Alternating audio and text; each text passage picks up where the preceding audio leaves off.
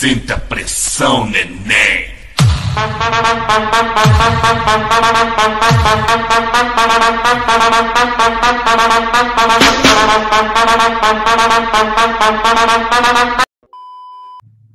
Olá, eu vou falar sobre os conflitos entre palestinos e israelenses.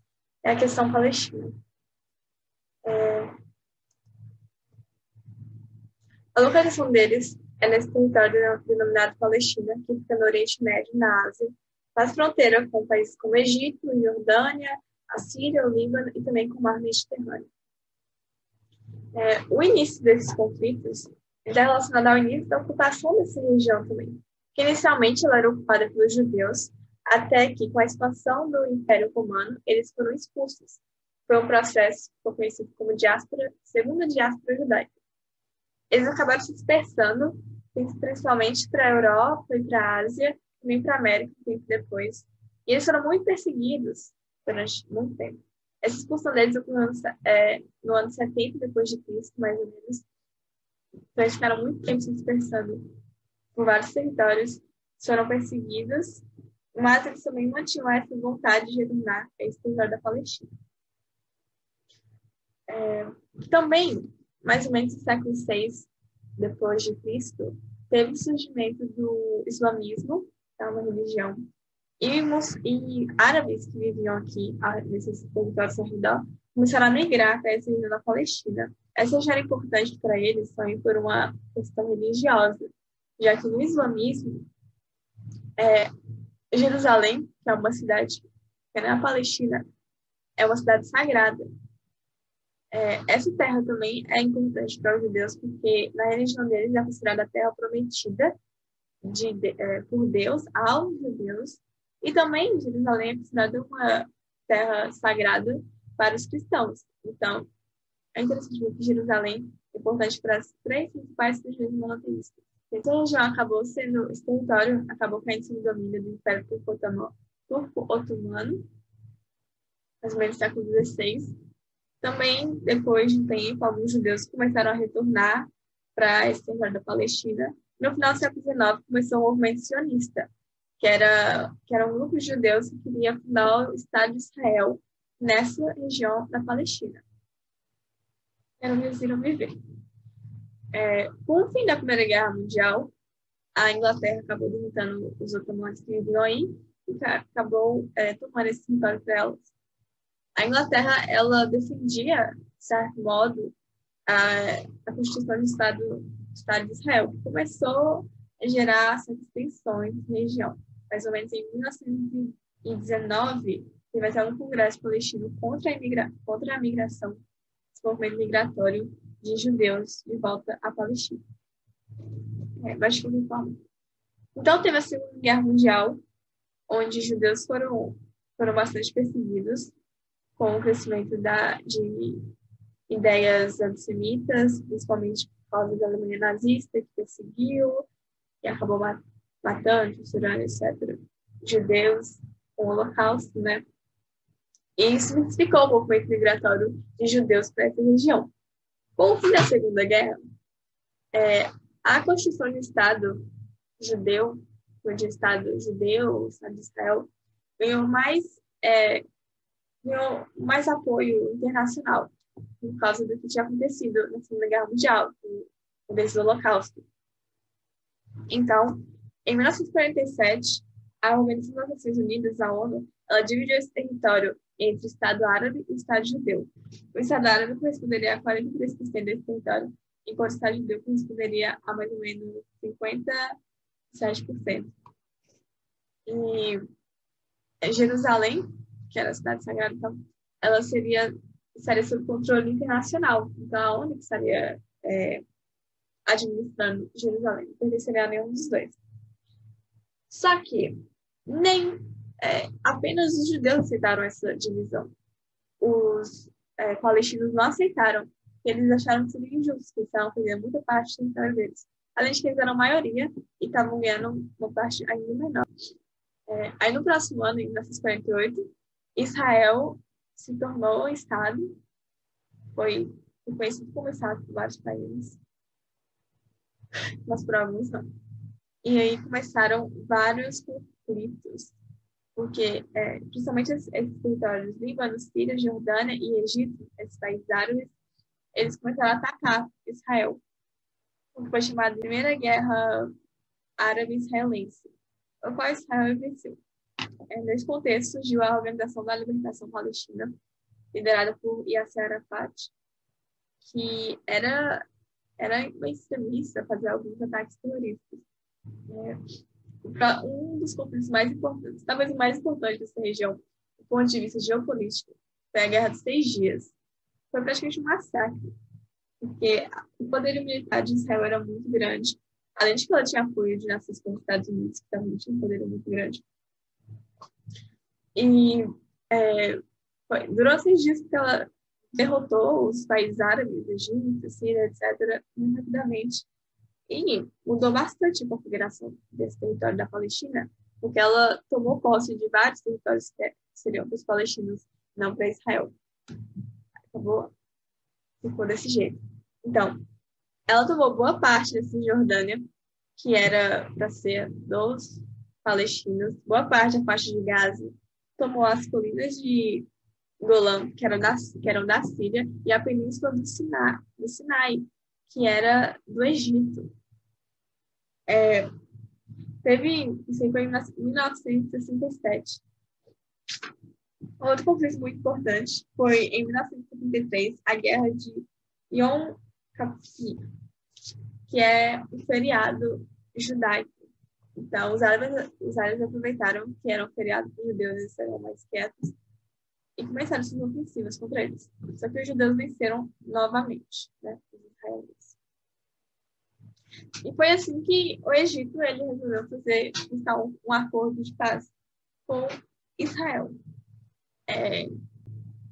Mais ou menos lá nos anos 80, 1959, o Egito reconheceu a legitimidade do Estado de Israel em troca, e garantiu a paz em Israel, em troca da devolução do território da Península do Sinai, que foi o acordo. Ok. Também, mais ou menos nesse período, a Organização da Libertação Palestina ela se tornou mais moderada e tentou buscar por acordos a devolução de territórios, paz de Israel e por um reconhecimento recíproco entre o Estado de Israel e o Estado palestino. A OLP estava sob o comando do Al-Fatah, que é um grupo mais moderado. Em 87 surgiu o Hamas, que era um grupo mais extremista palestino. Por alguns países é considerado terrorista e por outros não é. E atualmente ela controla mais a região da faixa de Gaza, enquanto a Al-Fatah controla a região da Cisjordânia. Mas então, em 1993, ocorreram os acordos de Oslo, na Noruega. Foram acordos entre Palestina e Israel, em que mais especificamente a OLP, que é a Organização da Libertação Palestina, propõe a devolução de territórios, de alguns territórios da Cisjordânia. Só que algumas das condições da OLP não foram atendidas, que acabou sendo um certo fracasso. Primeiro, de uma paz de verdade entre essas duas nações diferentes. Porque a OLP ela não queria só a devolução de territórios. Ela também queria que os refugiados pudessem voltar ao território. Elas queriam maior controle sobre recursos hídricos, que atualmente é basicamente domínio de Israel. Ela queria uma regulamentação maior da administração de Jerusalém, por exemplo. Também não conseguiu nem todos os territórios. Então, não deu muito certo. E Israel acabou ocupando mais territórios. Porque ela tinha conseguido alguns territórios de Cisjordânia da parte de Gaza. Não deu certo, voltou a ocupar. Aqui. Então, foram crescendo essas tensões. E lá em 2002, Israel começou a construir uma cerca separando os territórios de Israel dos territórios da Palestina. Que é algo que deixa os palestinos com medo de que essa cerca é um muro mesmo. Eles acabam definindo quais são as reais fronteiras no final desse conflito. Porque o território que agora restou para a Palestina é um território muito pequeno. Então, esse medo de que isso aconteça. Aqui. Então, além de a Palestina atualmente se resumir a essa pequena porção na faixa de Gaza e essas pequenas porções na Cisjordânia, Israel ainda ela tem assentamentos na Cisjordânia para realmente provocar os palestinos. Tem assentamentos de judeus lá. E as fronteiras são controladas, as fronteiras e recursos hídricos também são controladas por Israel. Tem ataques terroristas por parte da Palestina? Sim, principalmente por esse grupo que eu falei, na parte de Gaza. Especialmente na parte de Gaza, tem mais ataques. Só que Israel, ela sempre responde de uma maneira desproporcional. Então, teve, inclusive, alguns conflitos lá em 1987, que eram as intifadas, em que foi, assim, um evento muito importante para essa diferença de força. Porque enquanto tinha Israel com tanques de guerra, a gente tinha Palestina jogando pedras e pedaços de pau nos tanques. Então, não é um conflito proporcional em relação às forças, nem ao poder, nem às alianças. Porque Israel já é um Estado, ela é reconhecida por vários outros países, tem apoio dos Estados Unidos, faz parte da Organização das Nações Unidas, tem um exército muito poderoso, que é a maior parte da região da Palestina, e controla recursos hídricos. Enquanto isso, a gente tem a Palestina, que não é uma nação, ela está dividida entre essa parte essas pequenas regiões da Cisjordânia e essas pequenas regiões da faixa de Gaza, e não é ainda um Estado, nação independente. É basicamente isso. E, só que, felizmente, em 2012, o Estado da Palestina é considerado Estado observador pela ONU. Que é tipo o Estado, antes de se tornar um país membro, de fato, do Estado mesmo, participante da ONU. Então, né, algo positivo. Só que, aparentemente, ainda vai levar muito tempo para essa guerra acabar. Porque não tem consenso entre as duas partes. Olá, meu nome é José Vitor, eu sou aluno do Instituto Federal do campus de Anaúba e hoje eu vou estar falando um pouquinho sobre os movimentos separatistas na Espanha. A Espanha, assim como inúmeros outros países, ela possui um Estado multinacional, ou seja, ela contempla no seu território inúmeras nações ou troncos étnicos que possuem um relativo grau autônomo de organização e coesão social. Só que ao contrário de muitas outras localidades, em que a convivência dessa pluralidade ela se sustenta de forma relativamente pacífica. Só que no espaço geográfico espanhol há uma elevada instabilidade política, envolvendo especialmente os catalães e os bascos. A questão dos catalães e dos bascos, apesar de possuir raízes históricas mais antigas, ela tornou-se mais evidente durante a ditadura espanhola de Francisco Franco, que durou mais ou menos 38 anos, que foi de 1939 até 1977, e ela reprimiu duramente qualquer manifestação de independência por parte desses povos. Agora mais especificamente sobre a questão da Catalunha. Os catalães, eles localizam-se na região nordeste da Espanha e constituem uma nação relativamente coesa sobre o território espanhol. Eles têm uma língua própria, o catalão, e também a sua própria matriz cultural. Estima-se que essa nacionalidade tenha constituído seu território na Europa por volta do século XII e teve sua autonomia instituída de forma definitiva ao final da Guerra da Sucessão Espanhola, que foi de 1702 a 1714, que unificou de vez o território espanhol sob o domínio do idioma castelhano. Apesar da dependência política em relação ao governo espanhol, a região da Catalunha foi uma das que mais se desenvolveram economicamente na região, tendo sido a primeira a se industrializar no país ao longo do século XVIII. Assim, por ter se tornado uma localidade economicamente mais estável, a Catalunha presenciou um movimento intelectual em seus domínios, no século XIX chamado de Renascimento Catalão, em que se buscava resgatar a identidade cultural e o idioma original dos catalães. E esse foi um dos movimentos que foi base na busca pela independência da Catalunha. Em 1932, chegou-se a aprovar um Estatuto Catalão com a criação de um governo autônomo, que era reconhecido por Madrid, capital e centro do governo espanhol, e uma consequente proclamação da República Catalã. No entanto, essa república ela durou pouco tempo, uma vez que a ditadura de Francisco Franco acabou com qualquer autonomia dessa nação, agindo com forte repressão e proibindo inclusive o uso do idioma catalão no país. No entanto, esse longo período de repressão, que durou quase 4 décadas, só serviu para alimentar ainda mais o sentimento de independência por parte dos catalães.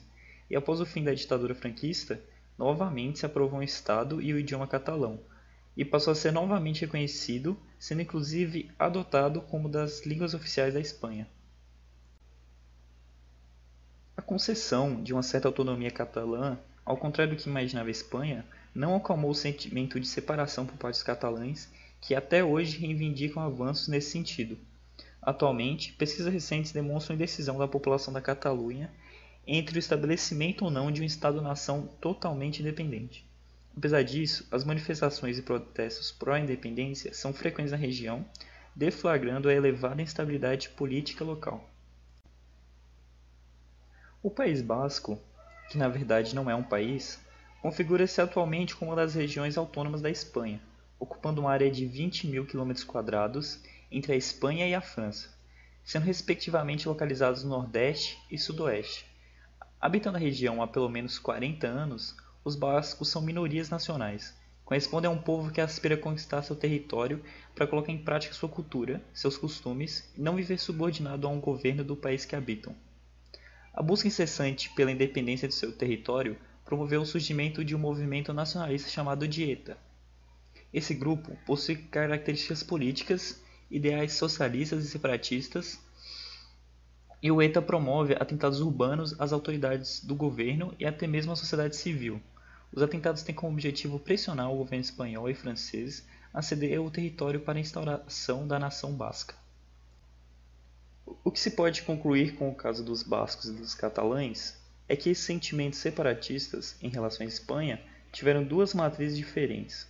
Os primeiros possuem um cunho histórico e político muito fortes, enquanto os segundos seguem uma agenda cultural desde o movimento renascentista do século XIX.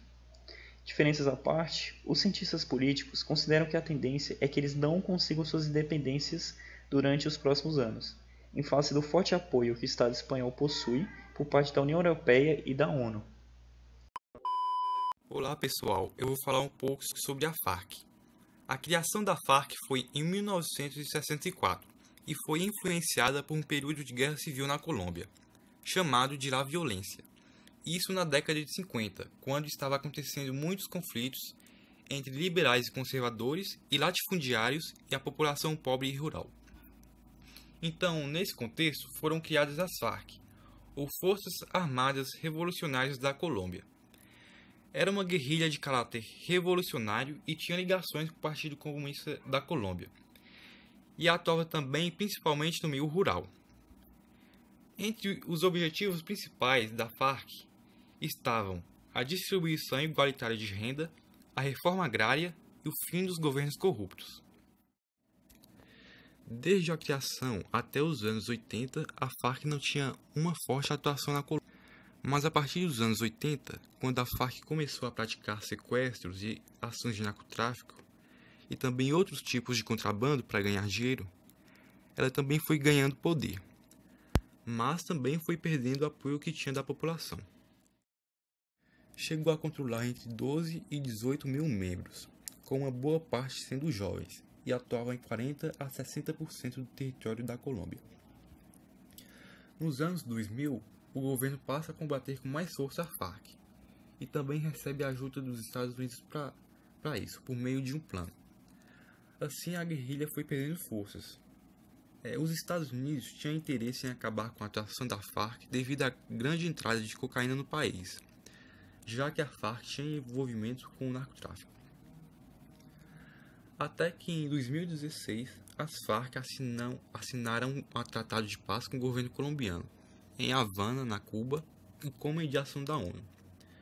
Antes disso, já tinham ocorrido outras tentativas de acordo, mas todas sem sucesso.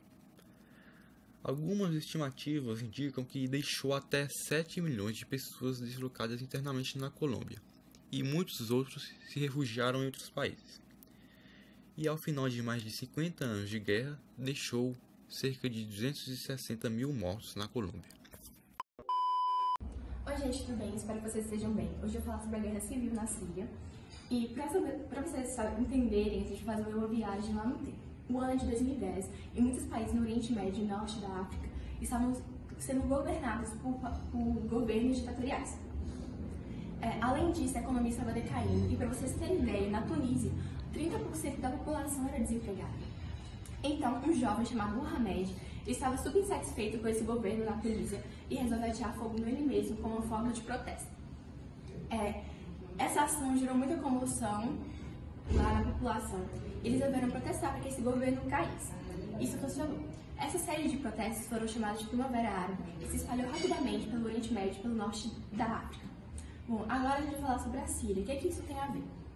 Bom, primeiramente na Síria, tem um governo que está há muito tempo lá, que é o governo do Al-Assad. Na verdade, Bashar al-Assad. Ele governa muito tempo, cerca de uns 17 anos, mas a família dele está aos 47 anos no poder até 2011. Então, a população quer derrubar esse governo por motivos religiosos, por motivo de vulnerabilidade social e também porque está muito tempo. A Síria não conhece de fato que é uma democracia. Os povos sírios, eles vão até as ruas fazer uma manifestação pacífica, influenciado por essa Primavera Árabe, só que o governo responde de muito agressiva, e tanto a população fica extremamente em choque. Isso se espalhou rapidamente. Então, a população resolveu fazer o quê? Se armar e ir contra o governo. Então, a mídia começou a divulgar que os rebeldes estavam indo contra o governo, na verdade, o rebelde da população. Nisso, e se o Al-Assad caísse, quem ia tomar o poder? Bem, eu quero que vocês saibam que a população acabou se dividindo em 3 grupos, que é o grupo islâmico, o grupo dos curdos e o do clube Al-Qaeda.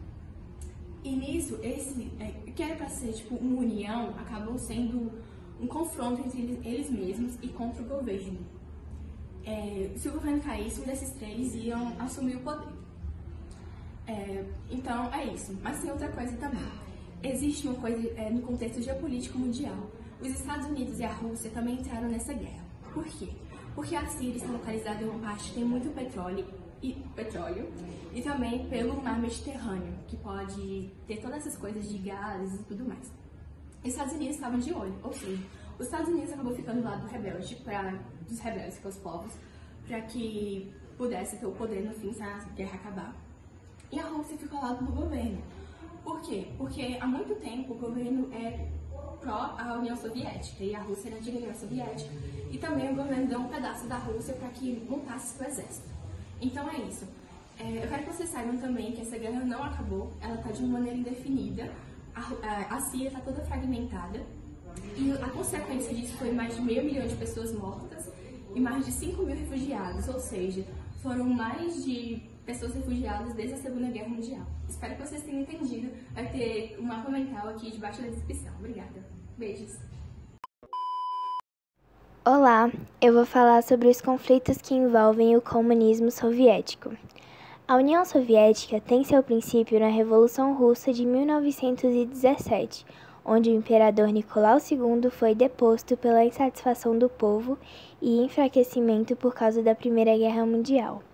O controle do país agora estava nas mãos de Vladimir Lenin, líder do grupo revolucionário bolcheviques, dando início a uma guerra civil russa. Pouco tempo depois, esses revolucionários assassinaram a família real com 103 tiros. Conseguiram o poder em 1922, depois de invadir o antigo Império Russo, criando assim a União Soviética, que levou à unificação de outras repúblicas soviéticas. Depois da morte de Lenin, em 1924, Joseph Stalin assumiu a liderança e durante sua regência estima-se que houve mais de 20 milhões de mortes, principalmente pelas perseguições políticas, homofóbicas e combate à religião. Na Segunda Guerra Mundial, alcançaram vitória, mas logo em seguida entraram em confronto com os Estados Unidos. e começaram a Guerra Fria com diversas disputas estratégicas, econômicas e ideológicas pelo poder mundial. Com a morte de Stalin em 1953, Nikita Khrushchev se tornou o novo líder político, denunciando os crimes de Stalin e pregando uma pacificação com os Estados Unidos. Porém, nessa época tinham acabado de sair de uma guerra da Coreia, onde lutaram em lados opostos sem nenhum ganho positivo. E além disso, nesse mesmo momento estava ocorrendo a corrida armamentista, ainda durante a Guerra Fria. Nikita ficou ao lado dos Estados Unidos contra Cuba, que tinha recentemente se tornado socialista. Chegou a colocar mísseis no seu território, mas mesmo depois de chegarem a um acordo com Cuba e removerem os mísseis, Nikita foi retirado do poder e ficou em prisão domiciliar até sua morte. A União Soviética ficou sendo governada agora por Leonid Brezhnev. Começou então a corrida espacial, onde em 1961 os soviéticos enviaram o primeiro ser humano ao espaço depois de mandar o Sputnik 1 e 2.